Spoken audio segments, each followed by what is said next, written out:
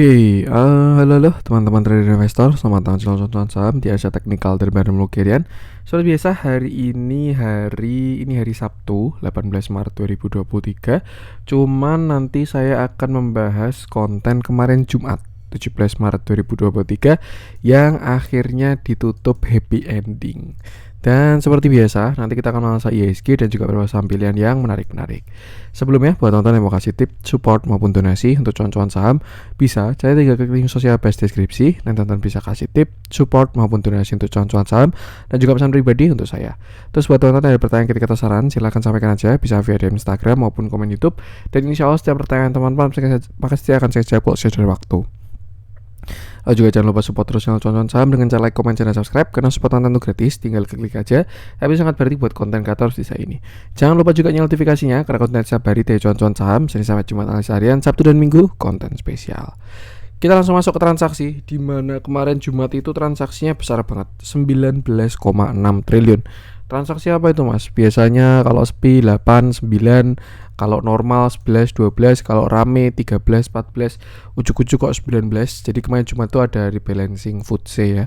Itu salah satu indeks dari luar negeri, dan kalau nggak salah, kalau yang saya pernah baca-baca itu dananya memang lebih besar dari MSCI. Correct me if I'm wrong.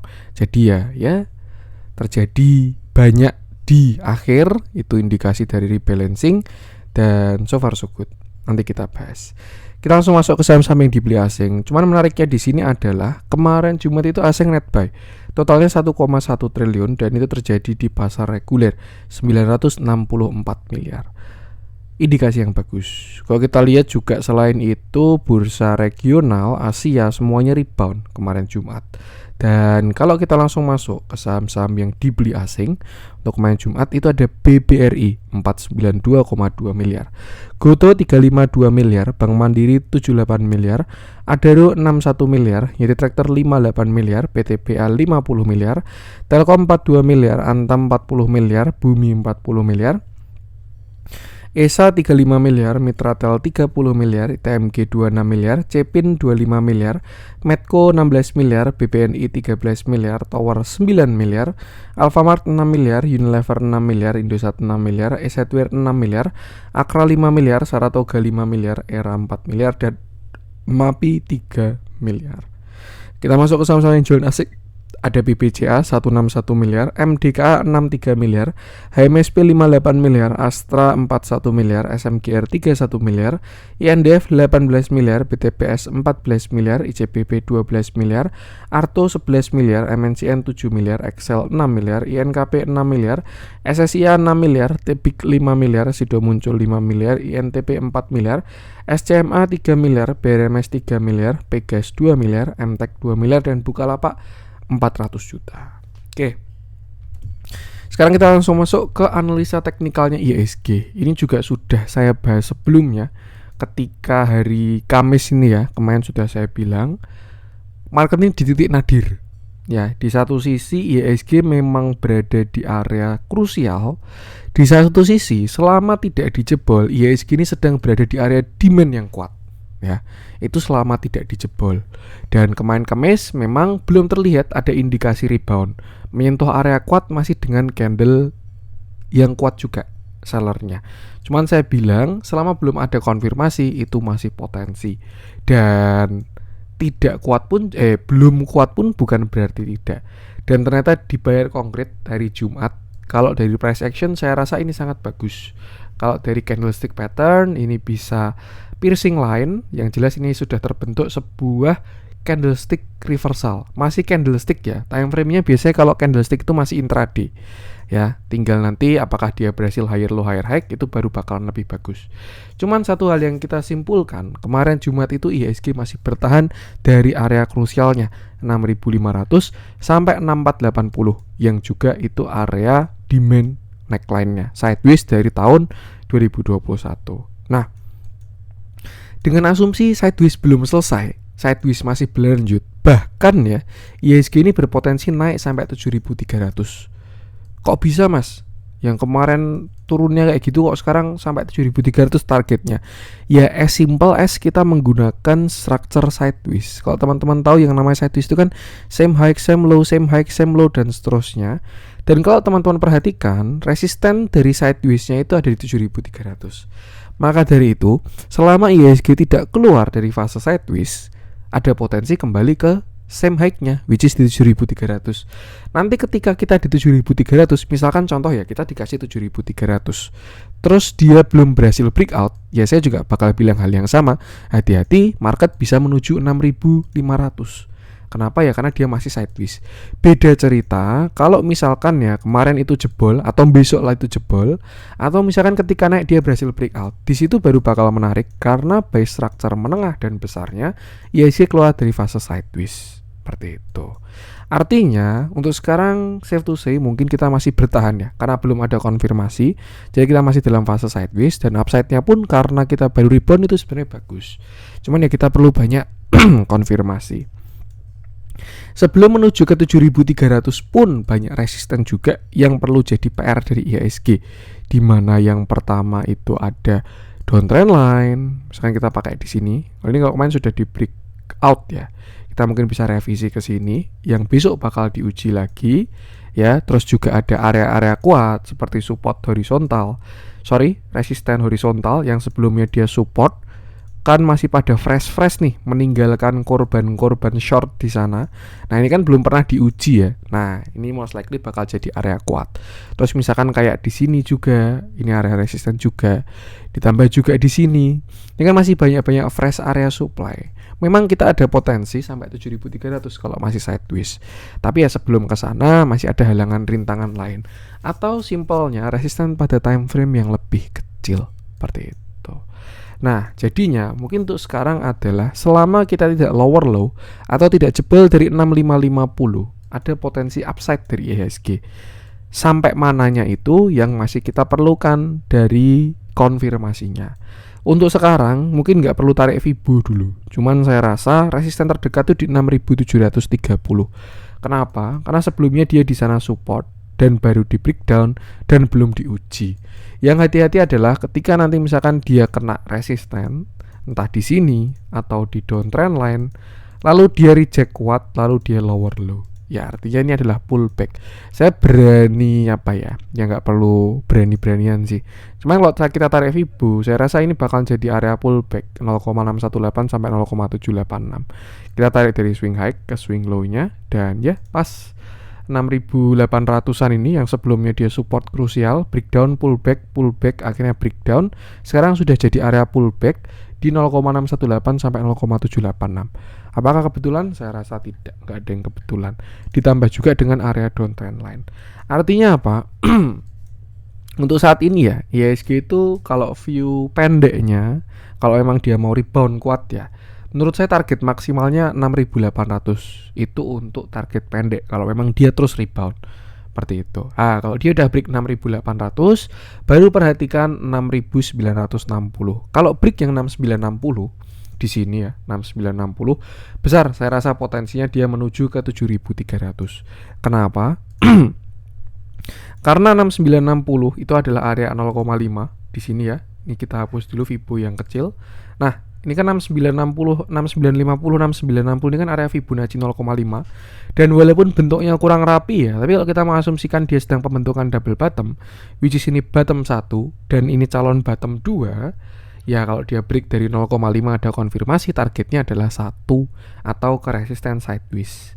Ya, mulai kelihatan kan polanya, tapi ya itu butuh konfirmasi ketika break 6960. Cuma untuk sekarang saya rasa sih tetap perhatikan 6740 atau 6730 dan 6800 dulu. Kita lihat responnya di sana.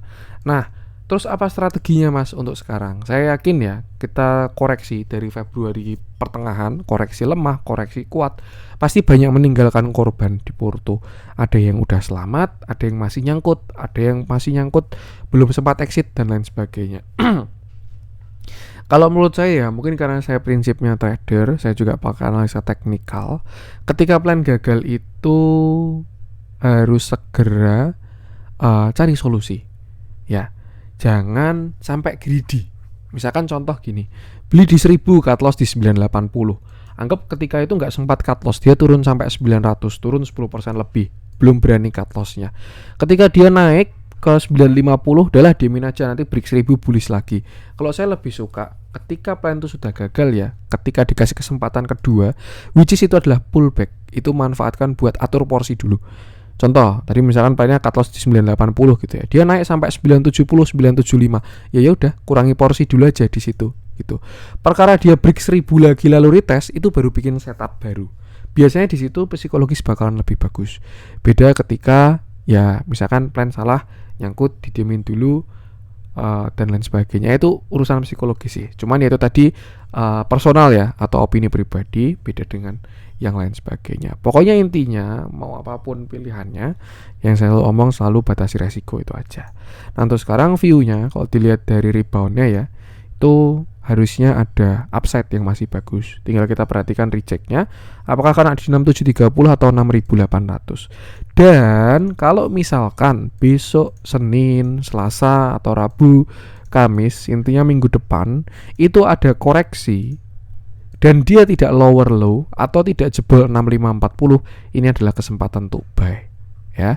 Karena ya ini dia sedang pembentukan higher low, low high, higher low, higher high, seperti itu. Entah nanti dia reboundnya dari sini baru turun, atau misalkan besok Senin langsung koreksi karena kemarin kebanyakan rebalancing.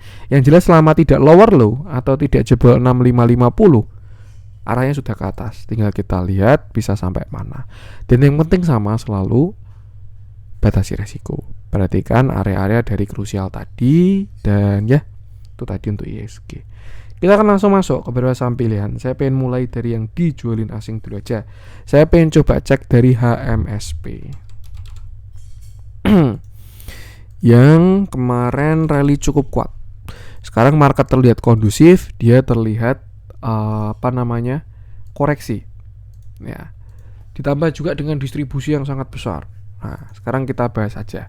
Oke, kemarin Jumat HMSP ini koreksi ya 2,61%. Candlenya sangat solid, cukup solid sih, dan volumenya sangat besar. Ini indikasi dari volume rebalancing biasanya. Atau correct me if I'm wrong kalau saya salah. Cuman HMSP ini memang sudah saya bahas dari kemarin-kemarin ya. Ketika dia mendekati area 1180, 1200, saya sudah wanti sama teman-teman.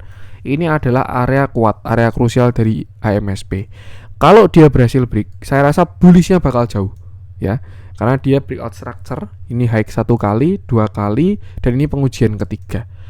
Tuh, kalau break jelas konfirmasi, pullback wajib dipantau. Tapi kalau memang dia mau koreksi dulu itu juga nggak jelek ya, karena dia masih satu tarikan, belum ada higher low pada structure yang lebih besar. Dan kalau dilihat dari kemarin Jumat ya, entah ini rebalancing atau bukan, cuman saya rasa memang seller mulai mendominasi. Dan kalau menurut saya teman-teman yang punya HMSP itu harus mulai siap trailing stop seperti itu. Nah, TS-nya di mana, Mas? Kalau teman-teman mau TS ketat itu bisa di sini. Under 1110 ya, under 1100 lah. Ya, pas under 1100 teman-teman bisa trailing stop. Artinya yang floating profit bisa take profit. Terus dipantau dulu kira-kira dia sampai mana. Kalau dia mau melanjutkan chart pattern ya sebenarnya sampai 800 900-an ini nggak jelek ya. Kenapa? Karena di sini dia berpotensi bikin yang namanya inverted head and shoulder. Shoulder kiri, ini headnya, ini dia sedang mau pembentukan shoulder kanan. Ya, ini shoulder kanan. Tuh, cuman ya selama belum ada konfirmasi, lagi-lagi masih potensi. Nggak ada yang tahu loh. Siapa tahu besok HMSP lower low turun sampai 650, nggak ada yang tahu juga. Tuh, yang jelas untuk sekarang kalau dilihat saya rasa ada potensi koreksi dari HMSP. Jadi kalau teman-teman punya HMSP bisa mungkin start pasang trailing stop. Cuman ya keputusan jual beli kembali ke masing-masing. Jangan sampai wah udah kena TS ternyata naik lagi nanti nyalain saya lagi. Jangan gitulah ya. Seperti itu. Untuk big review saya rasa MSP ini juga sudah menarik ya. Dimana dia berhasil break dari downtrend line besarnya ya. Cuman dia belum breakout structure memang. Kalau kemarin dia breakout structure, wah itu koreksinya wajib pantau banget karena dia ada konfirmasi. Mirip sama kayak kasusnya Breeze. Dia habis breakout downtrend line, dia breakout structure. Itu sudah valid. Higher low-nya bisa dipantau. Tapi banyak kasus ya yang sudah breakout downtrend line tapi belum breakout structure. Yang terjadi dia cuma bikin lower high pada structure yang lebih besar. Akhirnya dia lower low lagi. Contoh kasusnya di Arto, dia tuh berkali-kali breakout downtrend line, cuman dia belum ada breakout structure. Yang terjadi ya cuman lower high doang, dan akhirnya lower low terus seperti itu. Untuk breeze itu sudah cakep. Bahkan saya set ya untuk di grup. Ini kalau misalkan hit targetnya itu di 2500 untuk breeze itu. Cuman ya biarkan market yang mengkonfirmasi seperti itu. Nah, untuk HMSP ini kalau menurut saya dia masih 50-50. Dibilang breakout structure belum, tapi juga dia sudah kena dari resisten high-nya. Seperti itu. Kalau misalkan HMSP masuk ke fase sideways pun juga bisa juga kok dia sampai 780 ya. Same high, same low, same high, same low dan seterusnya. Kalau dia mau masuk sideways. Yang jelek adalah kalau HMSP jebol dari 780, artinya dia lower low seperti itu dan masih melanjutkan downtrendnya. Kalau kita tarik Fibonacci untuk mencari area retracement, areanya di sini 920 sampai 850, pas dengan area setup inverted head and shoulder. Cukup menarik, cuman sekarang masih ketinggian. Kalau memang dia jebol dari 1100 atau kalau TS-nya mau pakai Fibo 0,236 ya bisa under 1080, itu tinggal pantau koreksinya aja. Seperti itu. Ya. Terlepas dari apapun nanti katalisnya, entah rokok digital kayak atau dividennya dia kayak. Karena kalau kita lihat juga sebenarnya cukup menarik ya. Dividennya di sini Rp60. Di sini dia Rp70. Di sini dia 120. Di sini dia 117. Ya kalau kita pakai 2 tahun terakhir deh, penurunannya kan 10 ya. Ini 70 rupiah jadi Rp60.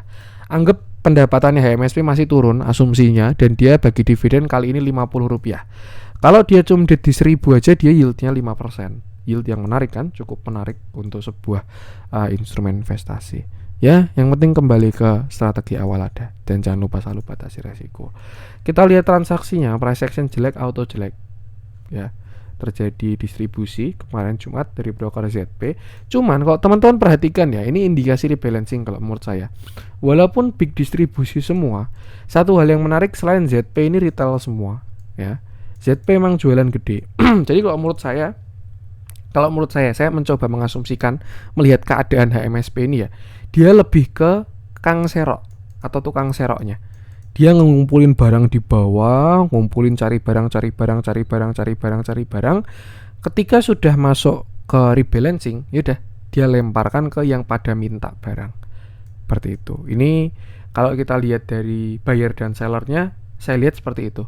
Walaupun dari indikator terlihat distribusi, cuman saya rasa kemarin Jumat itu masih akumulasi dari HMSP itu. Ini ya, yang beli. Dan itu yang biasa disebut dengan rebalancing. Karena misalkan contoh gini ya, dia mau masuk suatu indeks atau mau dibeli, fund manager itu nggak bisa asal beli. Harus ada kriterianya dan mereka sangat ketat. Market cap minimal sekian triliun, masuk indeks ini, pendapatan harus gini. Ya artinya kalau misalkan harus masuk market cap lah. Anggap misalkan gini, kita sekalian belajar ya. HMSP misalkan di harga 1000, market capnya 1000 triliun. Kita pakai angka yang gampang. Ketika dia di bawah 1000, artinya kita gunakan rasio yang sama. Market capnya di bawah 1000 triliun. Nah, saya manajer investasi mau beli HMSP dengan syarat saham yang saya pegang di portofolio saya itu market capnya harus di atas 1000 triliun. Artinya apa? Yang terjadi saya nggak bisa beli kan ketika dia di bawah 1000, padahal harga yang menarik 875, 880, 800 dan seterusnya. Nah, yang bisa saya lakukan, mungkin saya pakai afiliasi tim atau misalkan porto lain suruh cari barang di bawah, ya. Dan ketika hari rebalancing tiba, barang ditarik dulu biar masuk kriteria saya, habis itu dilempar ke saya. Seperti itu. Ini saya mencoba berasumsi aja, entah benar atau entah salah nggak ada yang tahu. Karena kalau kita mau mencoba menelaah dari analisa transaksi itu berat. Kecuali kita benar-benar tahu ya, kita kenal bandarnya, terus kita tanya si ZP, kamu kemarin kenapa sih beli segitu? Itu baru dapat jawaban valid. Tapi kalau misalkan kita cuma melihat data-data seperti ini kan cuma bisa menerka, berasumsi dan lain sebagainya, atau melihat dari pola. Cuman kalau yang saya lihat kemarin Jumat ini HMSP masih akumulasi. Selain ZP, si entah dia gudang barangnya, atau dia Kang Serok, liquidity provider, apapun istilahnya, cukup menarik seperti itu. Cuman kalau di harga sekarang masih ketinggian, jadi biarkan retracement dulu. Mungkin ya mulai 1000 baru mulai dipantau. Dari 1015 dah. Nah 1015 ini kan ada support 1015, 1000, terus habis itu 925, baru 880 tuh bisa pantau-pantau di situ. Dan dia nggak jelek selama nggak jebol 980. Artinya stop lossnya juga harus diatur yang bagus. Seperti itu. Ya, itu untuk MSP. Kalau bullishnya sampai mana Mas target Mas? Ya kalau misalkan dia valid ya, dia mau reversal, saya rasa mungkin bisa kena 2000 di 1970.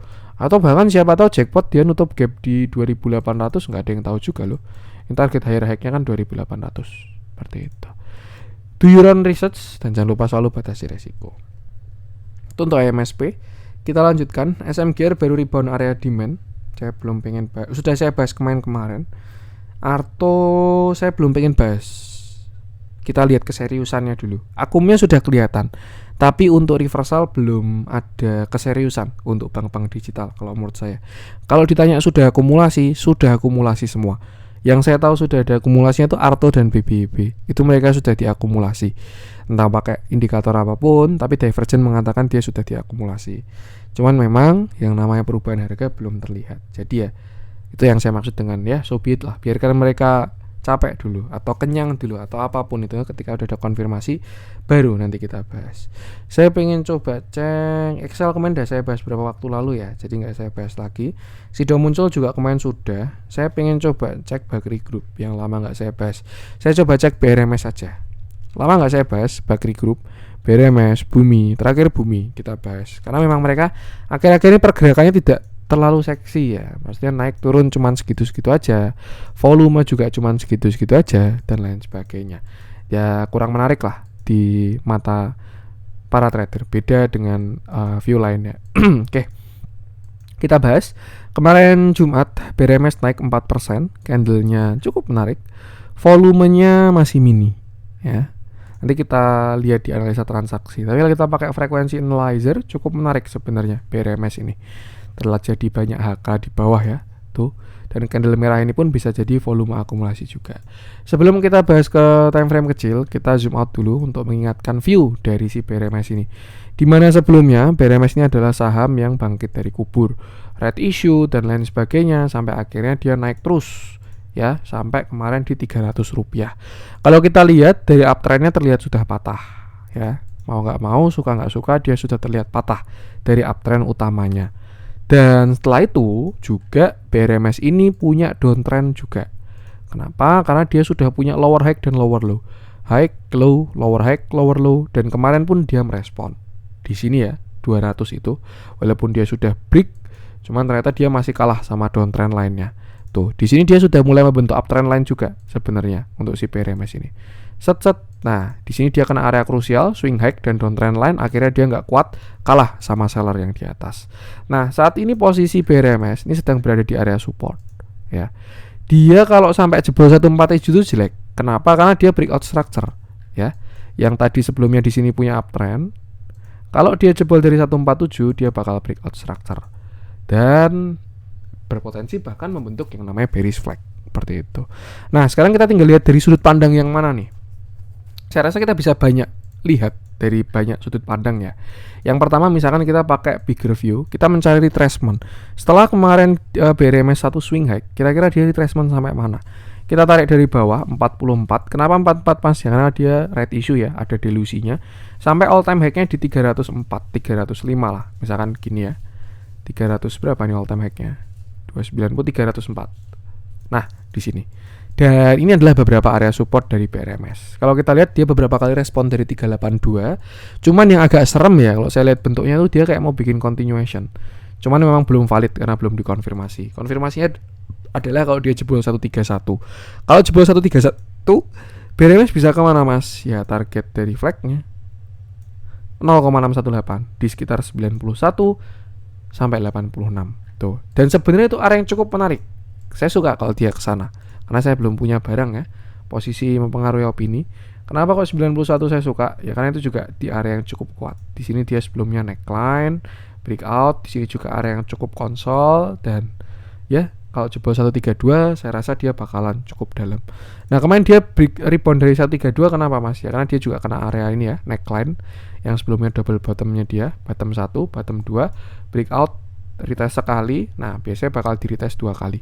Tuh, tapi kalau jebol dari 131, koreksinya bakalan cukup agak dalam. Ini kalau kita cari view dari retracementnya si BRMS, sama tadi view continuationnya dia. Nah, setelah itu kita juga bisa cari view downtrend line, karena BRMS sudah membentuk yang namanya lower high dan lower low. Set. Nah, nih. Cuman ya ini kalau dia udah jebol 131 ya, atau low-nya di sini nih, itu baru valid kalau dia lower low. Dan kita tarik Fibonacci, targetnya 112 sampai 101. Itu kalau dia jebol 132. Seperti itu. Untuk sekarang dia sebenarnya di area buy on weakness 156 sampai 145 ya. Cuman ya kalau dia jebol, uji 132, kalau jebol lagi valid dia lower low ya, dan masih melanjutkan swing low-nya, buy on weakness-nya di sekitar 100 sampai 90-an tadi. Tinggal kita lihat nanti rebound-nya di mana. Seperti itu. Kesimpulannya apa, Mas? Kesimpulannya kalau menurut saya, ini opini pribadi ya, BRMS ini arahnya lebih ke bawah. Kalau dilihat dari beberapa view tadi, cuman saat ini memang dia sedang berada di area support. Nih, dia baru aja rebound. Terus kira-kira reboundnya sampai mana, Mas? Nah, kita kan lihat juga ada downtrend line minor di sini ya. Nih, yang dia respon, di sini dia respon, di sini dia respon. Nah, kalau memang dia mau reboundnya pelit ya paling cuma sampai sini doang, sekitar 160-an ini. Lalu habis itu lower low lagi. Ini kalau reboundnya pelit. Tapi kalau misalkan dia breakout dan dia breakout dari 166, validnya 166, kita bisa tarik Fibonacci dari sini 202 sampai low-nya kemarin di 147. Nah, dan ini adalah beberapa resisten dari si BRMS ya. 158 ini valid pertamanya kalau dia berhasil break ya. Habis itu 166 konfirmasi kedua, baru 172 dan 179. Tinggal kita lihat pergerakannya seperti apa. Kalau kita lihat dalamnya kemarin Jumat, kalau dari frequency analyzer sebenarnya cukup menarik ya. Beberapa kali spike, dan dari sisi buyer pun juga cukup bagus. Tapi ya lebih bagus sellernya sih. Ya sama aja 50-50 sih ini. Ikuti price action aja. Seperti itu. Itu untuk BRMS. Kita lanjutkan. Saya pengen coba cek buka deh. Saya itu padahal sudah cukup berharap ya sama Bukalapak ini. Entah kenapa saya suka sama Bukalapak. Ini saya nggak pom-pom ya. Saya kebetulan saat ini nggak punya Bukalapak. Cuman sebelumnya saya trade di Bukalapak itu berkali-kali.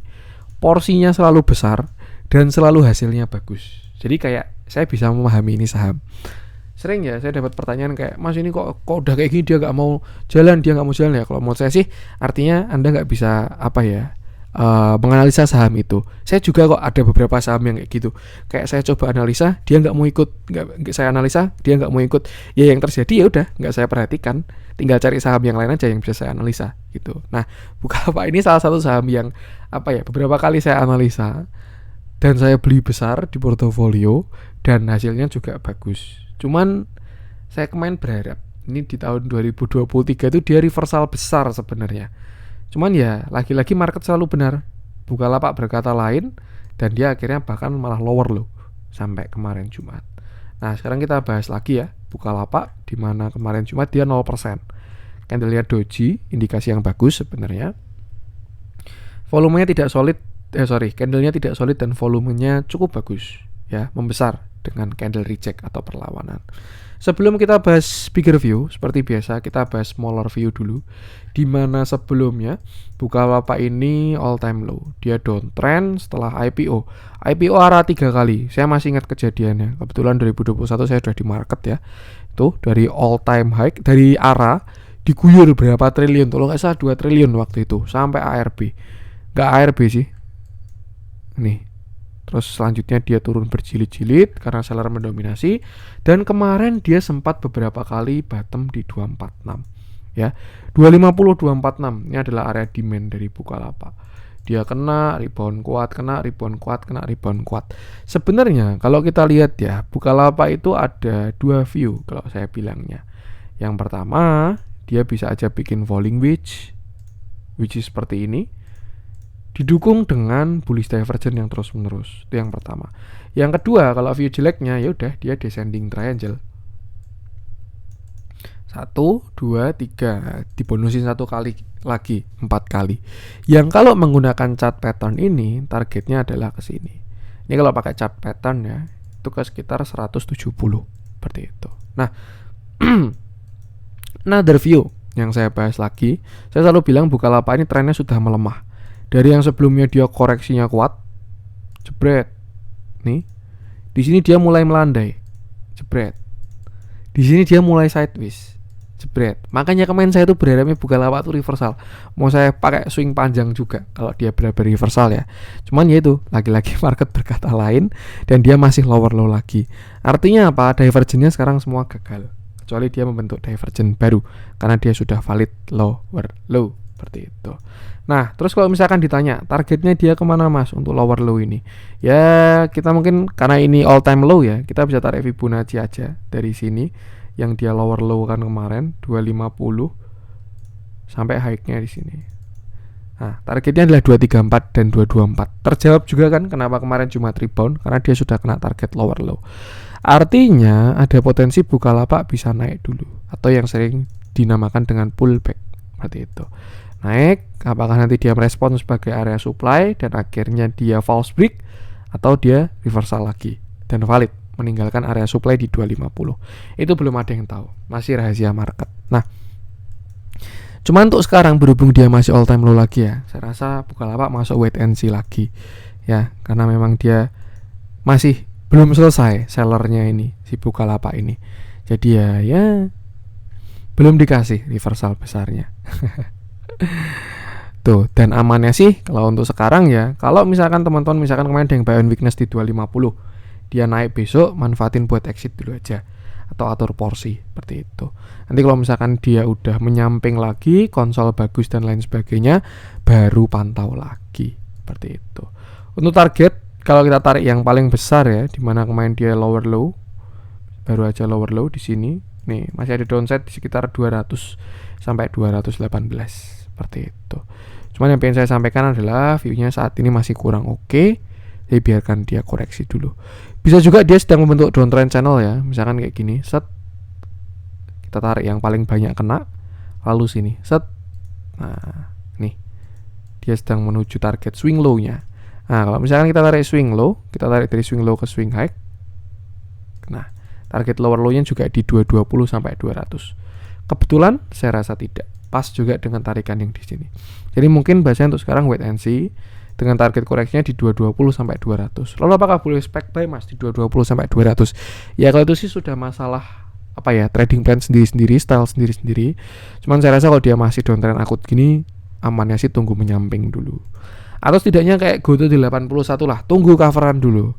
Karena kalau kita pakai TA itu memang kita sebagai followers ya, kita tunggu ada yang cover, kita deteksi, kita analisa, kita ikutin. Seperti itu. Kecuali teman-teman punya analisa lain yang sifatnya leading bukan lagging, merasa 200 atau 220 sudah murah dan lain sebagainya, lalu mau beli di sana, yaitu kembali ke masing-masing. Seperti itu. Nah, kalau misalkan dia ini memang trennya baru mulai melemah, artinya setelah swing low, nanti ada potensi swing high sampai akhirnya dia sideways, baru akhirnya uptrend. Seperti itu. Dan yang penting sama, batasi resiko aja. Kita lihat dalamnya, kemarin ketika dia di bawah memang terjadi distribusi yang cukup konsisten.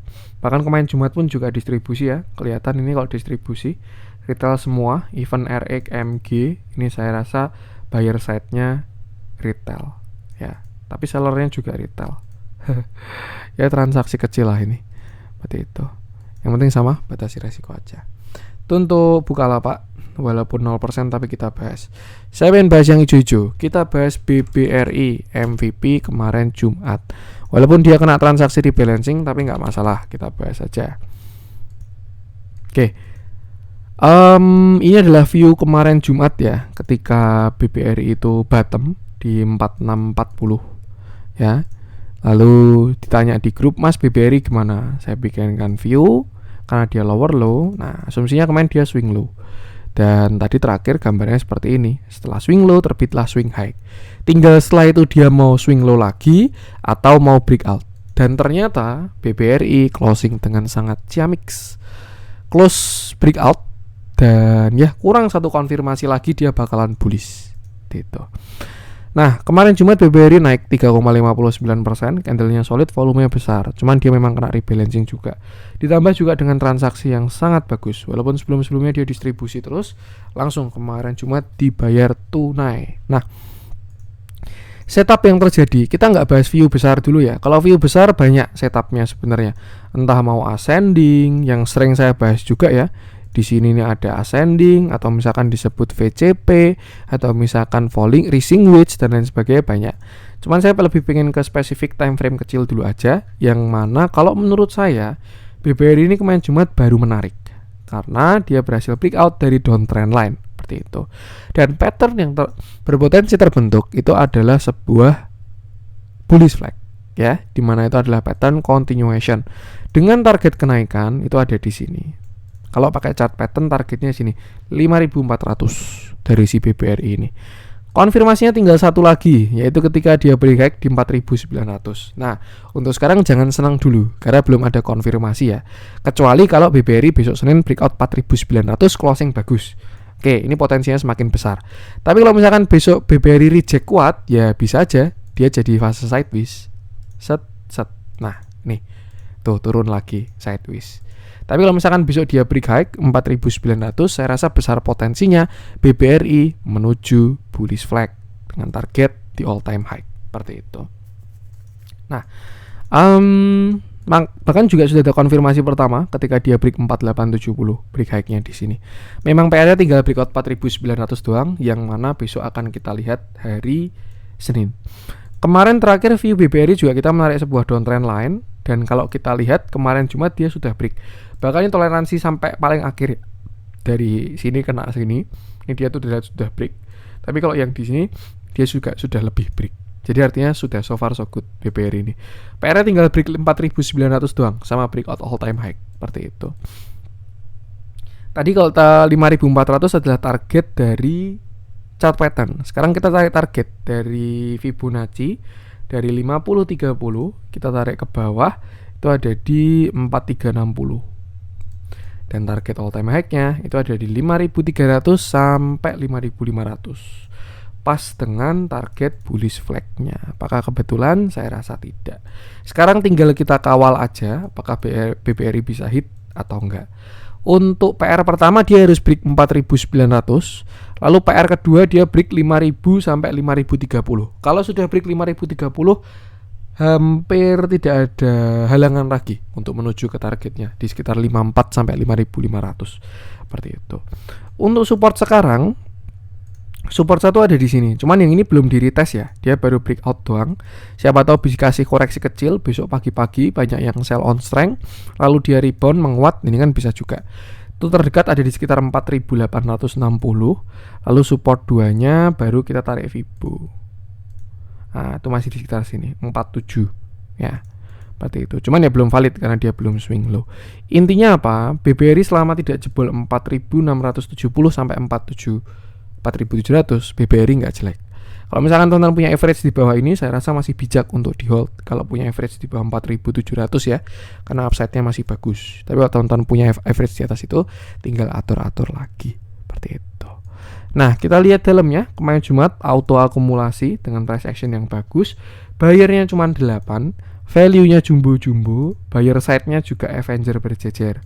Bahkan yang di atas ini CSLG menurut saya juga kecil ya, 700 juta, 4 miliar. Ya itu sebenarnya uang besar. Tapi kalau kita ngomongin BBRI kayaknya 4 miliar tuh receh kalau kita beli BBRI ya. Tapi kalau di dunia real ya jelas ini sudah bisa beli banyak hal lah. Tapi kita akan ngomongin rasio ya, atau perbandingan untuk mengatakan ini besar atau kecil. Di saham yang market cap-nya ratusan triliun, saya rasa ini cukup kecil. Jadi yang cukup signifikan kemarin Jumat itu adalah dari ZP ini sampai RX 1, 2, 3, 4, 5, 6 broker melawan 62 broker ya. Kalau kita lihat yang di sisi atas memang kelihatan ini seller bagus juga. Tapi kalau kita lihat di bawahnya YU lah, ini mulai retail sudah mulai kelihatan. Jadi so far kelihatan ada akumulasinya oleh si RX ini. Dan ya tinggal ikuti price action aja. So far cukup menarik jadi watchlist BBRI ini. Karena upside-nya masih bagus ya. Apalagi dia bank jumbo. Dan juga mau bagi dividen. Oh, kemarin Jumat ya dividennya. Ya udah, ini double untungnya nih. Kemarin Jumat dividen tambah tuh. Risk rewardnya masih oke lah kalau dia misalkan dapat di 4860 ya. Target 5.400, 11%-an. Resikonya 5%-an seperti itu. Ya, intinya sama, batasi resiko aja. Itu untuk BBRI. Adaro kemarin sudah kita bahas. Kalau teman-teman cari view-nya Adaro, tinggal cek video kemarin-kemarin aja. Yeti Tractor kemarin sudah saya call juga di grup, tapi dia kena rebalancing ya, nggak pengen saya bahas dulu. PTBA juga, saya pengen bahas Antam aja nih, yang akhirnya berhasil rebound juga. Ini juga sebenarnya masih on track ya dengan view kemarin. Kalau teman-teman ngikutin konten cuan-cuan saham, di mana Antam ini sudah masuk ke area buy on weakness. Sorry, bukan yang di situ, tapi di sini. Set. Nah, ini dia masuk 0,618 sampai 0,786, ditambah juga area low-nya dia. Alhasil kemarin Jumat dia menjadi salah satu saham yang rebound. Oke, kemarin Jumat Antam naik, dia naik 5,57% tanpa rebalancing sepertinya. Candlenya sangat solid, volumenya pun juga bagus. Ini sudah saya bahas kemarin ya. Antam dari 1815 sampai 1685 cukup menarik karena dia sudah masuk area buy on weakness. Alhasil dia berhasil rebound kuat dan saya rasa dia sudah mulai breakout untuk time frame paling kecil. Nah, untuk saat ini tinggal kita cek kira-kira Antam ini bisa naik sampai mana. Kalau kita pakai uptrend line agak susah kelihatan untuk si Antam ini. Set gini sebenarnya bisa juga sih ya. Nih, dimana kemarin dia berada di posisi swing low-nya ya. Artinya apa? Kalau memang dia mau swing high, targetnya bisa ke 2400-an. Seperti itu, ditambah dengan 0,618 yang tadi. Cuman masalahnya 0,618 tadi tarikannya dari sini. Ya, bukan dari sini. Harusnya kalau pakai channel yang ini, tarikannya dari sini. Nah, itu dia kembali ke 1. Artinya apa? Artinya pada time frame yang lebih kecil, Antam ini cenderung ke arah sideways. Ya. Nih. Nah, mungkin kita asumsikan lebih ke ranging aja Antam ini atau sideways ya. Dia same high, same low, same high, dan kemarin baru aja same low. Mirip lah sama IHSG. Dan potensi maksimalnya adalah ke area same high-nya, which is di area sekitar 2280 kalau kita pakai view si sideways ini. Seperti itu. Cuman sama kayak pembahasan IHSG di awal, sebelum menuju ke same high-nya banyak halangan rintangan dalam mencari kitab suci. Nah, yang pertama dia harus breakout dulu, which is kemarin belum breakout juga. Artinya apa? Ada potensi masih ada kesempatan kedua untuk beli Antam. Misalkan besok dia nggak breakout ya, siapa tahu Senin saham-saham pada di TP, nah dia melemah. Selama tidak jebol 1765, ini adalah kesempatan untuk buy. Kenapa? Karena pertama dia sudah ada breakout structure dari time frame kecil. Sebelumnya kan Antam nggak pernah higher high ya. Nih dia lower high terus dari candlenya. Akhirnya dia berhasil break high, closing juga bagus dan sudah ada konfirmasi pertama. Nah, kalau misalkan besok ada pelemahan karena dia reject downtrend line, itu bisa manfaatkan buat buy on weakness dengan stop loss di bawah 1770. Misalkan besok dia turun sampai 1860, 1850 gitu ya. Tinggal taruh stop loss di sini dan targetnya kalau dia maksimal ke 20%. Ini kalau pakai structure sideways seperti itu. Nah, cuman kalau misalkan dia besok berhasil breakout, kita bisa tarik Fibonacci dari atas sampai bawah 2390. Sampai low-nya kemarin itu ada di 1770. Set. Nah, dan ini adalah beberapa resisten dari si Antam. Pas 1900 juga area Fibo 0,236. Jadi ini sebenarnya besok Senin kalau Antam nggak breakout ya, atau dia reject dulu, bikin kaki kedua, ini sangat menarik untuk dipantau kalau teman-teman pengen entry. Seperti itu. Tapi kalau misalkan besok dia break, nah tinggal kita lihat resisten-resisten selanjutnya. Terdekat di 1985, 2025, 2130 sampai 2240, baru setelah itu di 2390. Nah, untuk target-target kira-kira sampai mana kita perlu konfirmasi selanjutnya. Yang jelas untuk tanda-tanda atau konfirmasi awal sudah terlihat, tinggal tunggu retracement-nya. Kita lihat dalamnya, kemarin Jumat transaksinya bagus, terjadi akumulasi dari si Antam. Tapi kalau kita track ke belakang memang ada distribusi juga yang cukup signifikan. Kalau kita lihat data seperti ini, artinya tidak ada signifikan dari akumulasi atau distribusinya, saya rasa sih lebih ikuti price actionnya aja. Karena juga Antam kalau menurut saya juga bukan di fase akumulasi ya. Dia ini sudah fase, bahkan ya bisa disebut fase distribusi. Kalau ditanya fase akumulasinya di mana, saya lebih prefer ketika dia di sini sih. Nih. Bawah sini sampai ke sini lah, ini fase akum ya, di time frame yang lebar. Cuman dia sudah cukup lama sideways di atas sejak 2021 ini, bisa aja dia distribusi seperti itu. Nah, kita coba cek bigger view ya, mumpung saya zoom out. Kita cek view lain, siapa tahu menemukan jackpot. Nah, kita bisa tarik sebuah downtrend line dan kita sambungkan ke bawahnya, kita melihat Antam ini membentuk sebuah downtrend line yang sebelumnya swing high-nya belum disentuh. Jadi ya masih belum ada kelihatan. Yang cakep kalau dia break ya, itu baru flag, targetnya jelas jauh. Cuma untuk sekarang saya rasa sih pakai view kecil dulu aja. Kecuali ISG breakout 7.300, most likely saham-saham bakalan bullish. Cuman selama belum breakout 7.300, ya kita pakai view kecil dulu juga aja saham-sahamnya. Seperti itu. Dan yang penting sama, selalu batasi resiko. Kalau baru sideways gini, most likely moving average bakalan banyak false signal. Jadi lebih baik pakai indikator lain aja. Seperti itu. Dan yang penting sama, selalu batasi resiko. Untuk Antam, Mitra Tel kena rebalancing, ITMG juga, Medco kemarin sudah saya bahas ya. Kalau teman-teman cari view Medco, bisa cek video kemarin aja. Saratoga masih dikasih naik. Saya pengen coba cek apa nih. Kita masuk ke yang merah-merah deh. Untuk kemarin Jumat, yang merah-merah kita coba bahas. Kurang ada yang menarik sepertinya. HMSP tadi udah. Kurang ada yang menarik untuk yang merah-merah. Kita langsung masuk ke yang hijau-hijau aja. Kemarin Jumat BBB sudah mulai rebound kuat, tapi belum ada konfirmasi. Lagi-lagi PNRF ganteng. Panin Group saya rasa bisa masuk watchlist juga ya. Nanti walaupun kemarin view-nya sempat gagal, coba saya kasih setup lagi untuk yang di grup. Panin Group bisa dipantau semua. Upside-nya belum selesai kalau menurut saya. ADMR sudah kita bahas, Antam tadi udah. Adaro kemarin juga udah. UFOE itu big review-nya bagus banget itu, serius, nggak bohong. Apa nih yang kita bahas hijau-hijau nih? Kita update view Breeze ya. Oke, kita bahas deh ya Breeze ini, mumpung dia masuk gainers juga di RTI Bisnis, salah satu plan swing di grup cuan-cuan saham yang so far so good. Karena tadi kita juga sedikit singgung di awal ya ketika bahas MSP. Saya bilang kalau Breeze ini ganteng, dan memang ganteng seperti itu.